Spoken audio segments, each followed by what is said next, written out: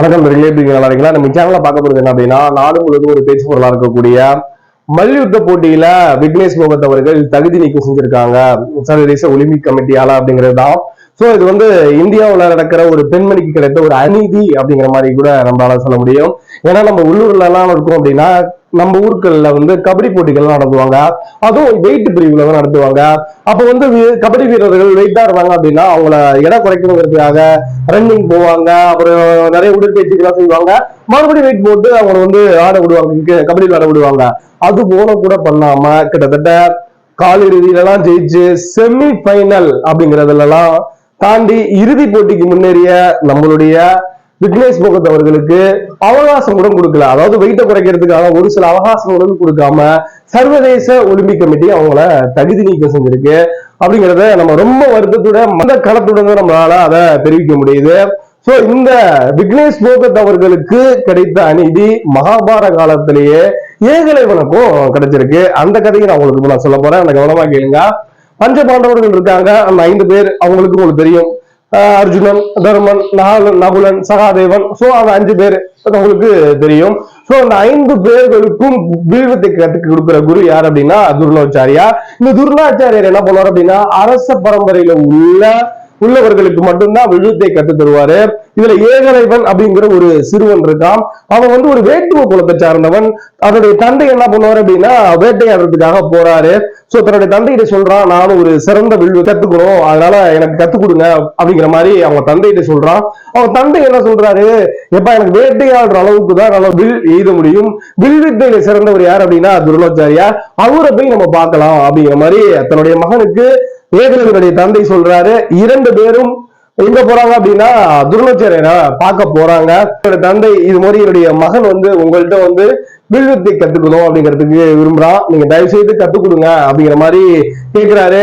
அதுக்கு துரோணாச்சாரியார் ராஜ பரம்பரைக்கு மட்டும்தான் உனக்கு கத்து தருவேன், நான் வந்து ஒரு சாதாரண வேட்டுவ குலத்தை சார்ந்தவங்களுக்கு யாரும் கத்து தர மாட்டேன் அப்படிங்கிற மாதிரி சொல்லிட்டு அவங்களை நிராகரிக்கிறாரு. இருந்தாலும் ஏகலைவனுக்கு வில்வித்தை கத்துக்கணும் அப்படிங்கிற ஆசை பன்மடங்கு பெருகுது.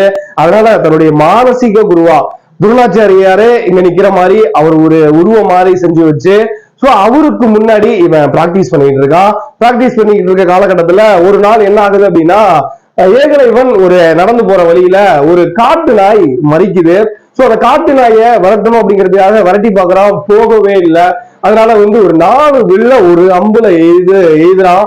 சோ எழுதும் போது அந்த காட்டு நாய்க்கு பூட்டு மாதிரி அந்த வில்லுகள் போய் அப்படியே போய் தங்கிடுது.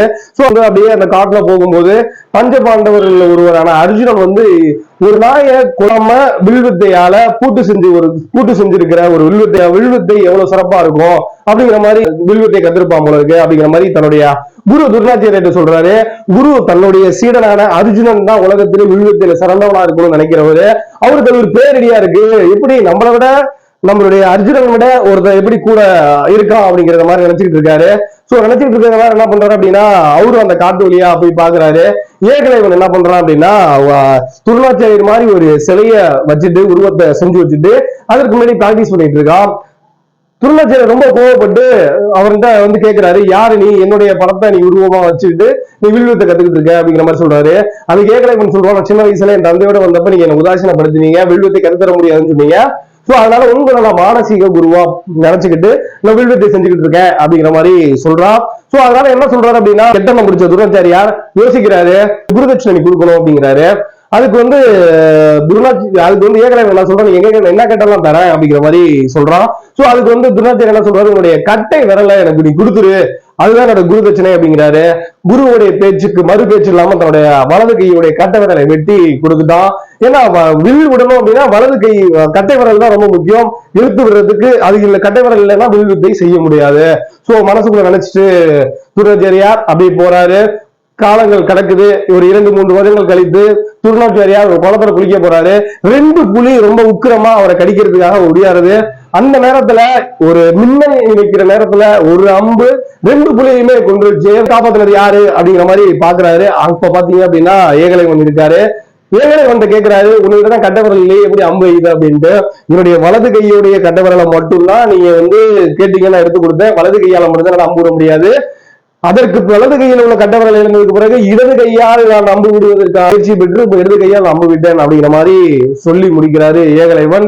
சோ இந்த கதைக்கான காரணம் என்ன அப்படின்னா, தயவு செய்து விக்னேஷ் போகத் அவர்களே, நீங்க கலங்க வேண்டாம். தங்க பதக்கம் மட்டும்தான் தவறிவிட்டது. ஆனால் இந்த பாரத மாதமாகிய தாங்களே தங்கமாக எங்களுக்கு இருப்பது ரொம்ப சிறப்பு. அநீதி அப்படிங்கிறது எல்லா காலத்திலையும் விளைச்சுக்கிட்டு தான் இருக்கு. ஆனா கண்டிப்பா நீதி ஜெயிக்கும்.